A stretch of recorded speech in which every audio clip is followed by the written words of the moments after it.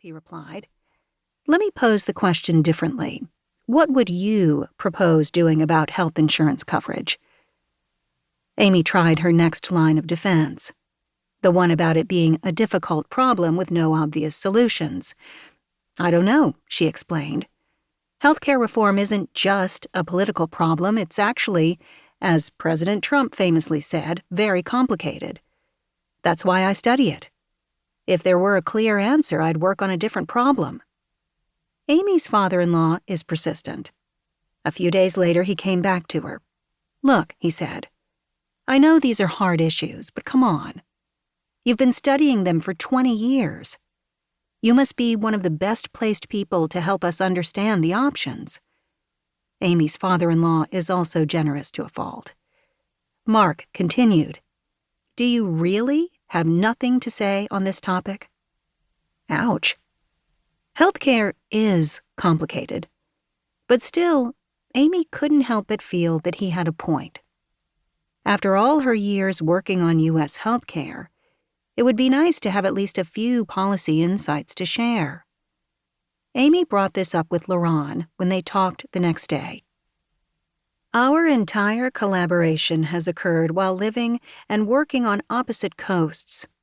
Amy at MIT and Liran at Stanford, the Bay State and the Bay Area. To make this work, we schedule multiple calls every week. At the start of each one, before we dig into the latest set of computational challenges, estimation issues, or puzzling results, we usually chit-chat for a bit. Okay, sometimes for more than a bit.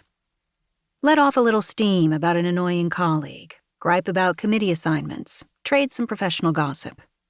The usual academic palaver. Occasionally, Amy will suggest a crazy new idea for a project we could work on, and Liran will obligingly explain why we shouldn't go there.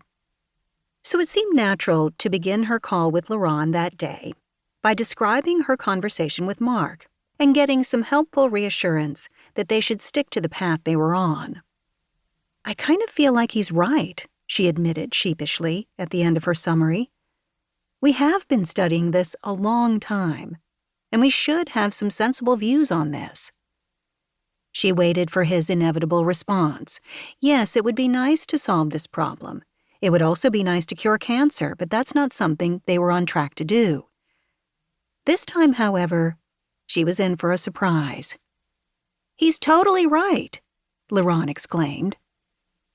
So we started talking, and thinking, and reading, and arguing, trying to articulate the right design for health insurance coverage in the U.S., pushing ourselves far outside our comfort zone.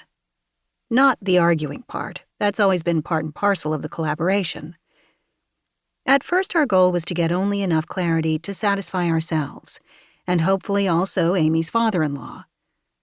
But the more we looked at current, and even not so current, policy proposals to try to articulate a reasonable path forward, the less satisfied we got, which got us reading and thinking and arguing some more. At some point, we started to realize that no one was coming up with the right answer because no one was asking the right question. What is it that U.S. health insurance policy is trying to accomplish? We have to start there.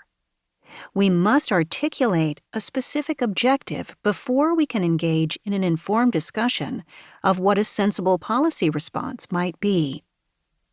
Once we started asking the right question, some of the answers were so startlingly straightforward that it felt negligent not to share them. That's when we realized that it just might take people steeped in healthcare, but who have deliberately remained outside of the political world, to offer a fresh perspective and move the conversation in the right direction. That's when we decided we needed to write this book. Some of what we'll propose comes directly from economics research, including our own. At other times, what we discovered came as a great surprise to us and caused us to turn our backs on elements of economics orthodoxy that we've written about and lectured on for years. Some of our answers may seem obvious. Others will surely make you uncomfortable. In the beginning, we were uncomfortable too.